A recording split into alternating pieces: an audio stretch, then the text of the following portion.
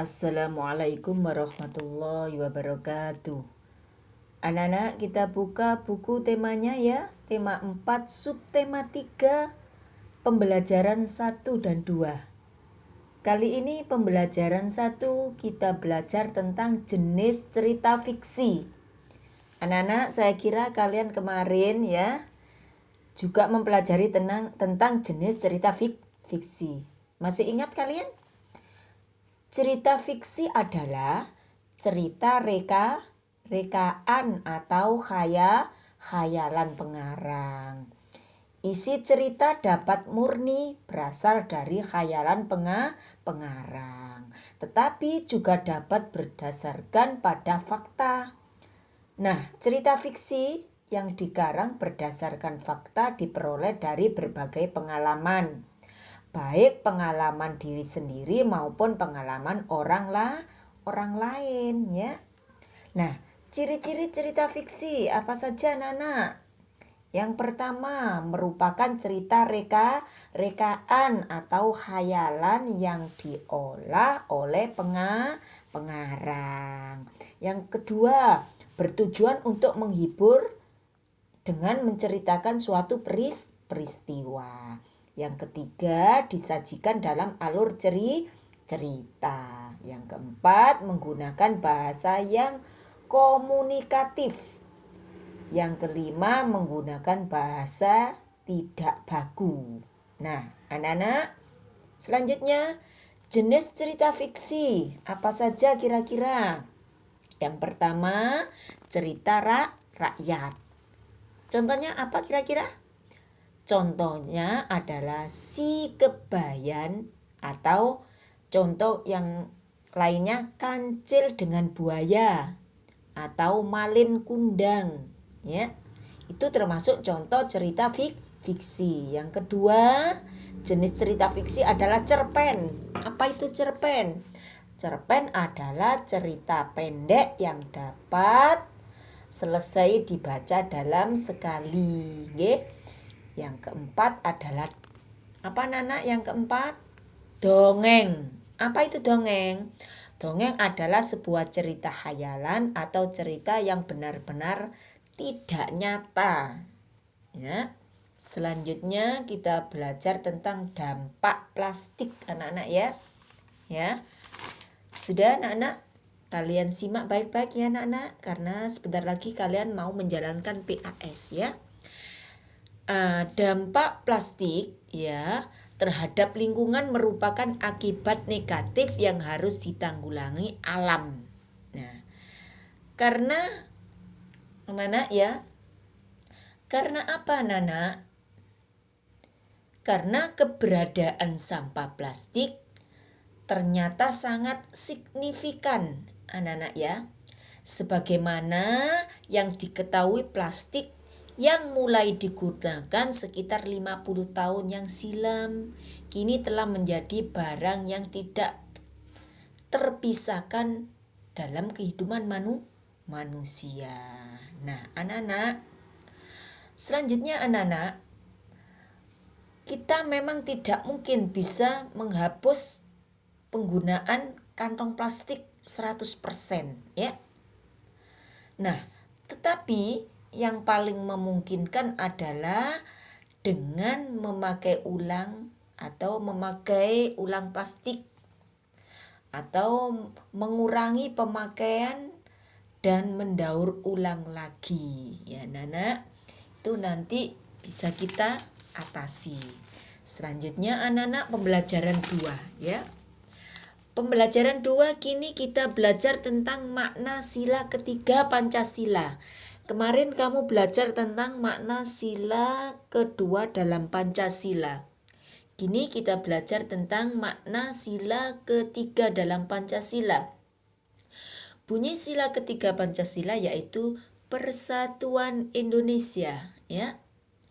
Nah, makna sila ketiga Pancasila adalah memberikan rasa pengakuan serta penghormatan dan penghargaan atau menghargai perbedaan dalam masyarakat.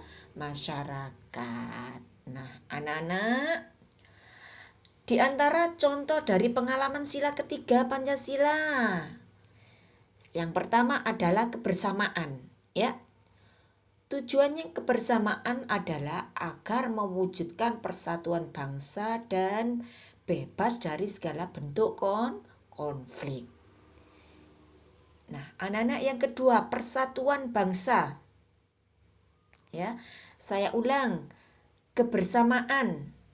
Ya, yang pertama adalah contoh dari sila Pancasila adalah, saya ulang lagi ya, kebersamaan adalah, ya, perilaku ini bisa diwujudkan dengan menjunjung tinggi sikap kebersamaan, saling bantu membantu, atau gotong royong antar individu dalam masyarakat.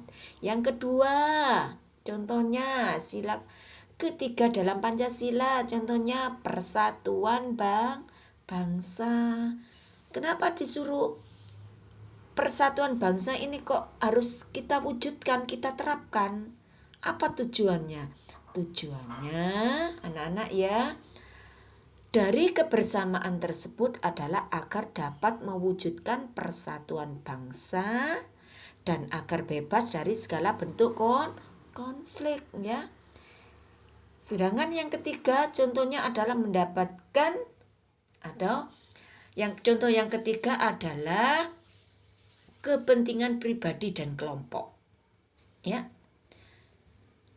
Nah, kepentingan pribadi dan kelompok adalah mengedepankan kepentingan bangsa di atas kepentingan pribadi dan golongan secara ikhlas.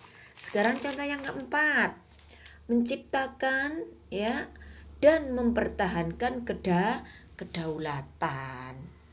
Nah, perwujudan sikap tersebut dilakukan dengan alasan menjaga keutuhan atau kearifan lokal yang lekat dengan kehidupan masyarakat di Indonesia. Yang kelima adalah rela berkorban demi bangsa dan negara. Nah, anak-anak, sikap yang kelima ini ya sangat erat kaitannya dengan jiwa patriotisme atau sikap berani pantang menyerah. Nah, selanjutnya anak-anak, kita belajar tentang menciptakan dan mempertahankan kedaulatan. Perwujudan sikap tersebut dilakukan dengan alasan menjaga keutuhan atau kearifan lokal yang lekat dengan kehidupan masyarakat. Yang kelima, ya. Yang kelima adalah rela berkorban demi bangsa dan negara. Nah, kelima ini termasuk apa, anak-anak? Contoh sila dari sila ketiga dalam Pancasila. Nah, selanjutnya kita belajar tentang menggambar perahu nelayan. Ya. Nah, anak-anak, nenek moyang bangsa Indonesia adalah pelaut.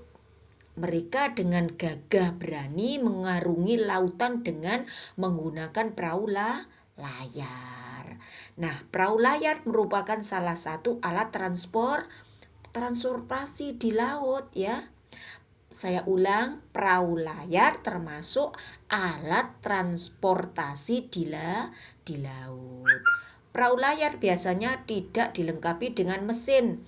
Perahu layar digerakkan oleh tenaga angin melalui layar lebar. Nah, anak-anak, selanjutnya anak-anak kita belajar tentang apa, anak-anak? Perahu layar bisa digunakan sebagai alat transformasi untuk mengangkut apa, anak-anak? Barang, ya. Atau apa, anak-anak, selain barang, mengangkut orang bisa, anak-anak, ya. Nah, selanjutnya kita menggambar juga perahu layar. Saya kira bisa enggak, anak-anak? Di situ ada contohnya, ya.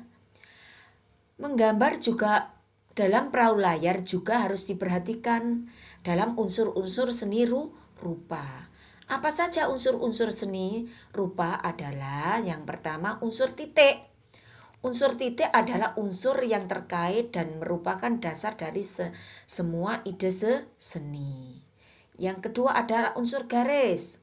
Unsur garis adalah unsur yang menggabungkan semua titik menjadi suatu bentuk tertentu. Yang ketiga, unsur bidang.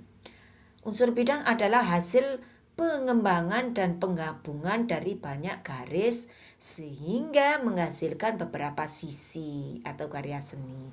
Yang keempat, unsur bentuk. Unsur bentuk ini membuat suatu karya seni menjadi lebih bermakna dan hidup dengan segala detail, ya. Yang kelima adalah unsur ruang.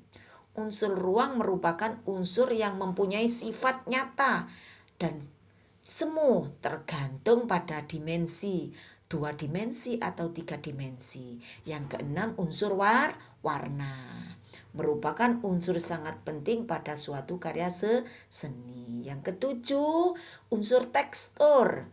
Dalam tekstur adalah sifat atau keadaan yang terdapat pada suatu karya. Yang kedelapan adalah unsur terang dan gelap, merupakan unsur yang dapat membuat suatu karya seni terlihat lebih nyata karena berhubungan dengan detail objek dalam seni rupa.